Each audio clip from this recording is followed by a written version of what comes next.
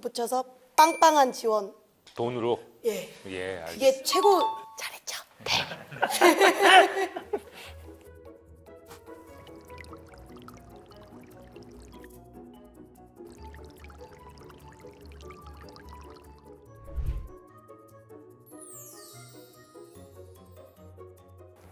과학기술인의 삶이 궁금하신가요? 행복한 과학기술인들의 달콤하고 쌉쌀하지만 향긋한 수다. 행복한 과학 사랑방에 오신 것 환영합니다. 당신이 알지 못했던, 하지만 알게 되면 빠져들 수밖에 없는 과학기술인의 삶. 과학기술 이야기꾼들이 모두 모였습니다. 과기꾼들이 들려주는 조금은 행복한, 조금은 놀라운 신기한 이야기들. 행복한 과학기술 사랑방의 MC 전예원. 저는 MC 마오진, 그리고 과기정통부 과학기술혁신본부장 유광준입니다. 오늘 과학기술인들과 함께 정말 재밌고 행복한 시간 만들어 보겠습니다. 행복한 과학기술 사랑방에 오신 걸 환영합니다. 오늘은 다양한 분야에서 우수한 기술력을 바탕으로 우리나라 경제에 큰 혁신을 가져오고 계시는 대표적인 과학기술 경영인 세 분을 모셨습니다. 안녕하세요. 날씨 빅데이터 플랫폼 기업 K웨더의 김동식입니다. 반갑습니다. 안녕하세요. HVM의 대표이사 문승호입니다. 만나 뵙게 돼서 반갑습니다. 안녕하세요. 차백순연구소 대표 염정선입니다. 오늘 모신 세 분의 대표님들, 무려 코스닥 상장 기업의 대표님들이신데요. 심지어 이번 주제는 돈 버는 과학 기술인들. 이거 막 플렉스 이런 느낌이 나지 않나요? 본격적으로 행복한 과학기술 사랑방을 찾아주신 우리 세 분의 이야기를 들어보도록 하겠습니다. 첫 번째로 만날 분은 바로 기상사업의 퍼스트 펭귄입니다. 무려 20년을 앞서서 이 빅데이터 사업을 선도를 또 하셨고 지금은 기상산업의 살아있는 역사라고 볼 수 있는 분입니다. K웨더의 김동식 대표님 모셨습니다. 근데 저 궁금한 거 있어요. 퍼스트 펭귄, 빠른 펭귄? 펭귄은 느리지 않나요? 이게 무슨 뜻이에요, 마박사님? 이거는 패스트 펭귄이고요. 퍼스트 펭귄 같은 경우에는 우리 펭귄 무리가 이렇게 막 가는데 맨 앞에 이 끈은 바다에 이렇게 뛰어들 때 먼저 뛰어드는 그 친구를 퍼스트 펭귄이라고 부르게 되고 그러면 기상 사업을 최초로 개척하신 분이라는 건가요? 최초 민간 기상 사업자라고 하고요. 날씨 위험 관리를 하는 기업을 비즈니스 모델을 만들었다고들 말씀하고 계십니다. 근데 국가에서 무료로 알려주는 날씨를 판다. 사업 초기에는 봉이 김선달이라는 말씀도 드렸다고 들었습니다. 좋게 말씀하셔서 봉이 김선달이고요.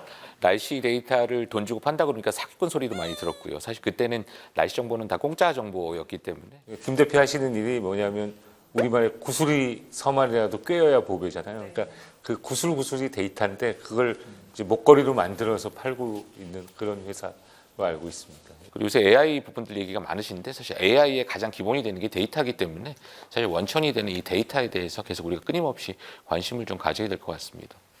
날씨 데이터가 진짜 신기하고 그랬던 게 제 일상에 엄청 스며들어 있는 거잖아요. 저는 이상하게 딱 추워졌다 하니까 편의점에 호빵이 있더라고요.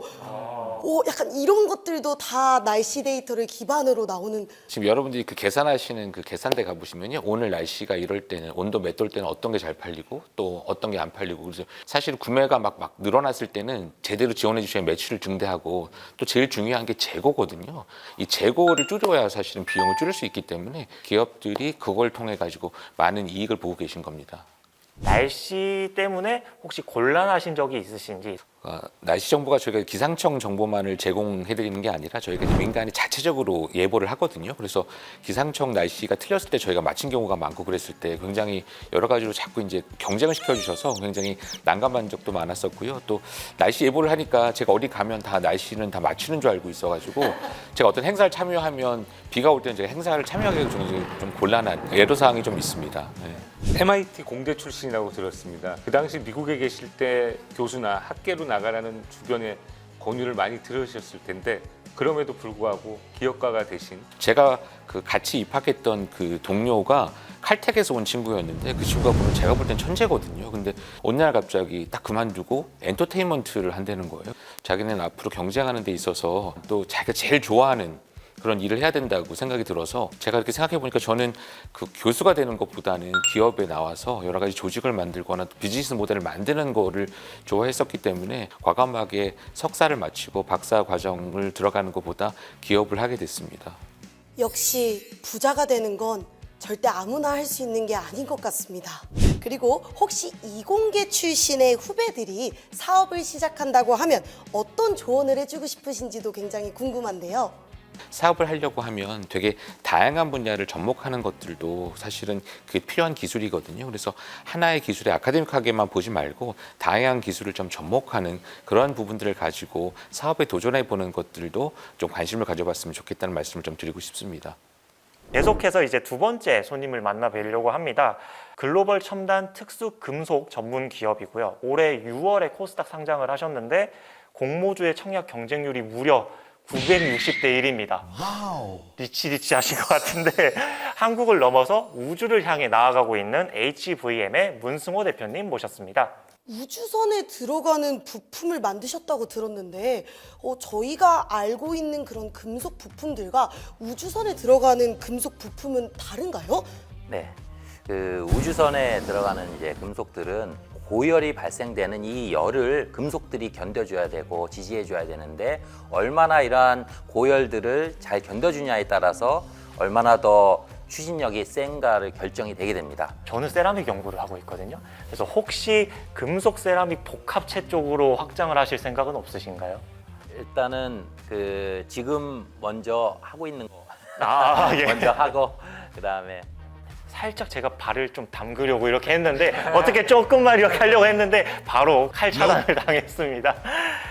사업하시면서 쉽지 않으셨을 텐데 당연히 예상은 하셨겠지만 계속 그냥 공부 안 하시고 왜 굳이 사업을 아무래도 좀 돈을 좀 벌어야 되겠다. 좀 여유가 이렇게 많지는 않았던 좀 상황이어서 소재를 만들어서 팔면은 그리고 사업을 하면은 돈을 좀 많이 벌 수 있을 거다라는 좀 마음으로 시작을 좀 하기는 했는데 처음엔 좀 고생이 좀 많았습니다. 힘들고 고된 길이셨을 것 같은데 가족의 응원이 있었는지도 또 궁금합니다. 가족의 응원은 굉장히 중요한 파트너라고 좀 생각이 듭니다.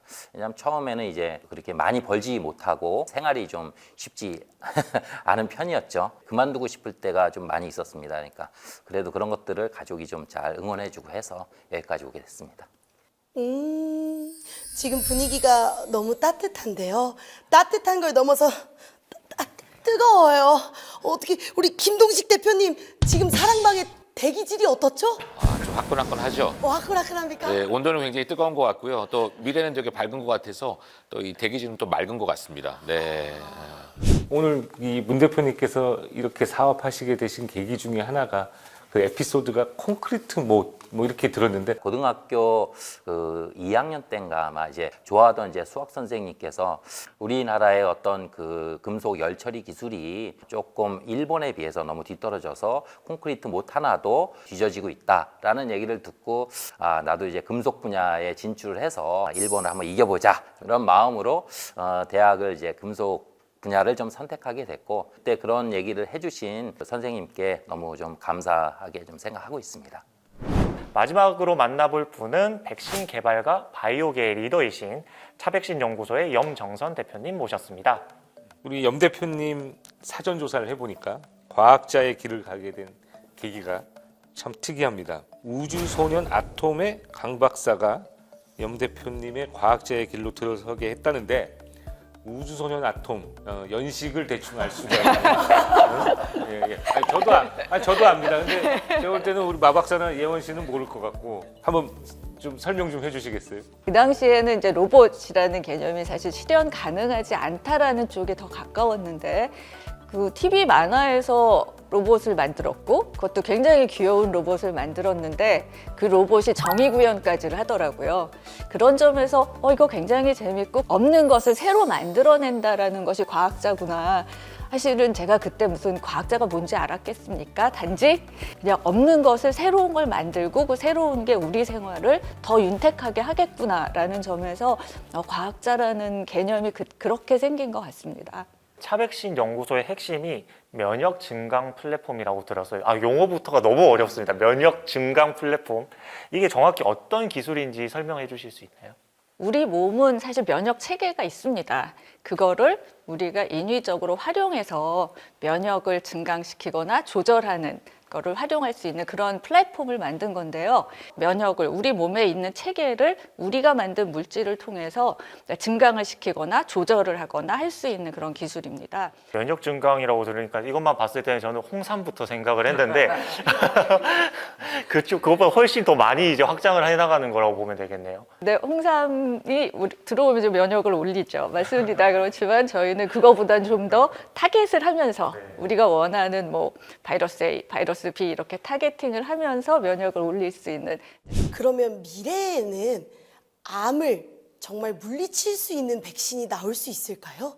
그거는 우리가 물리쳐야 되는 그냥 너무나 당연한 목표이긴 합니다. 적인 목표는 암을 이제 정복해서 암을 완치를 하는 거라면 중간 단계의 목표는 암을 있어도 재발이 되지 않게 잘 조절해 가면서 할 수 있는 그런 기전을 가지고 있기 때문에 암 정복은 가능하다고 생각합니다. 이런 감염병을 정복해야 한다라는 것은 뭐 저희 역사를 쭉 봤을 때 계속 지속적으로 감염병은 생겼고 치료제를 개발했고요. 또 하나 저희가 이미 겪었지만 이제 변이 바이러스 변종은 계속해서 나오게 되어 있습니다. 기후 변화 때문에 예전에는 이제 없던 병들이 더운 데서만 있었던 병들이 점점점 위로 올라오는 것. 또 하나는 여행 같은 것을 통해서 지역에만 있었던 병들이 전 세계를 통해 돌아다니는, 저희가 치료할 수 있는 병들은 계속해서 늘어날 거라고 생각하고 저희는 저희 플랫폼을 사용해서 계속해서 대응을 해갈 생각입니다. 거기도 기후변화나 날씨가 되게 중요하네요. 그럼요. 네. 어떤 연구 역량이 필요하다고 그렇게 보고 계세요? 본인의 연구를 잘할 수 있는 것, 정리를 잘하는 것도 굉장히 중요하고요. 남의 연구와 내 연구를 연결시킬 수 있는 협업을 잘할 수 있는 것도 굉장히 중요하다고 생각을 합니다. 저는 어떤 전공을 해도 상관없는데 그 전공을 하는 내가 제대로 알고 남의 전공을 이해할 수 있었으면 좋겠다. 성공 확률을 높이기 위해서는 베스트 시나리오 플러스 워스트 시나리오도 만들어라. 내가 이걸 했을 때 잘 되는 모델과 정말 잘 안 됐을 때의 모델을 생각해보고 그거에 대한 대비를 해가는 것도 굉장히 필요할 것 같습니다. 대표님의 입장으로서 직원들을 뽑을 때 나는 이런 부분을 본다 하시는 게 혹시 있을까요? 어떤 문제를 접했을 때 그런 문제들을 좀 해결할 수 있는 능력들을 자꾸 키워가는 좀 이런 경험들을 많이 하시는 게 좋을 것 같아요. 저도 이제 직원을 뽑으면은 이제 그 친구한테 어떤 문제들이 항상 발생을 하거든요, 회사 내에. 그런 것들을 어떻게 생각을 많이 하고 고민하고 이런 문제 해결 능력을 잘 할 수 있느냐가 성장하고 회사도 같이 성장하는 중요한 좀 포인트라고 좀 생각합니다. 저는 어떤 부분에 끊임없이 도전하는 친구들, 그런 열정 부분, 왜냐하면 새로운 시장을 여는 거에서는 사실은 중간에 포기하기가 쉽기 때문에 계속 도전할 수 있는 그런가 가능할 것인가를 많이 보는 것 같습니다. 왜요라고 늘 얘기하는 그런 직원들이 꼭 필요합니다. 자기 걸 몰입하다 보면 의사소통이 굉장히 차단되는 경우가 많고요. 그래서 내 거를 남이 이해할 수 있게 그렇게 설명할 수 있는 그런 것도 굉장히 보는 편입니다. 그래서 저희는 연구원들이 자기 연구 결과 발표를 꼭 하게 만들고요. 그게 이해가 됐어. 같이 할 수 있는 협업, 팀 간 협업이 제대로 이루어진다고 생각합니다. 저도 질문은 굉장히 잘할 수 있는데 네, 언제든지 환영하겠습니다. 감사합니다. 과학기술인으로서 정부에 이런 걸 좀 바란다. 뭐 이런 게 있으면 말씀 한번 주시죠. 저는 정부가 굉장히 노력하고 있다는 것은 알고 있습니다. 그럼에도 불구하고 이제 과학 기술은 늘 후순위가 아닌가라는 그런 서운함도 사실 있거든요. 앞으로 더 좋은 세상을 만들기 위해서 정말 과학기술이 필요하다. 그러니까 이게 동떨어진 것이 아니다라는 친화성이 좀 생겼으면 하는 바람이 있습니다. 노력하겠습니다. 예. 덧붙여서 빵빵한 지원. 돈으로. 예, 그게 최고. 잘했죠. 오늘 주제가 돈 버는 과학기술인 이야기를 함께 하셨습니다. 그래서 과학기술을 세상에 이제 상용화를 시키고 또 기업을 계속 성장시키고 있는 우리 세 분을 만나 뵀는데, 과학기술인이 이제 창업을 하려고 하면은 정부나 국가에서 지원을 받을 수 있는 게 있나요? 물론입니다. 실험실 창업 지원, 딥사이언스 창업 지원, 연구 개발한 성과를 바탕으로 혁신 창업의 생태계 조성을 위해서 정책적인 지원을 계속 이제 확대해 나가고 있습니다.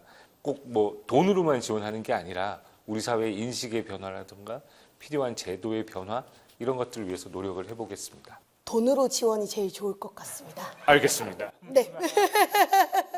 또 이미 여러 가지 창업 지원을 해주시고 계신 것 같은데요. 성공하신 새 대표님께 공통적으로 드리고 싶은 질문이 하나 있는데요.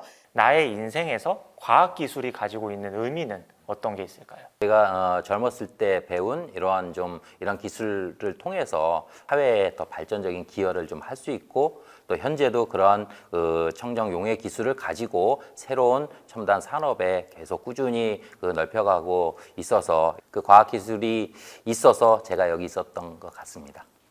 저한테 과학기술은 일상입니다. 뭐 하루 중에 가장 많은 시간을 이제 기술 개발, 또 제품 개발을 위해서 하고 있기 때문에 이건 일상이고요. 과학은 굉장히 동떨어진 것처럼 그렇게 인식되는 경우가 굉장히 많거든요. 그래서 우리 사회가 과학과 좀 더 가까워지고 친해졌으면 하는 바람이 있습니다.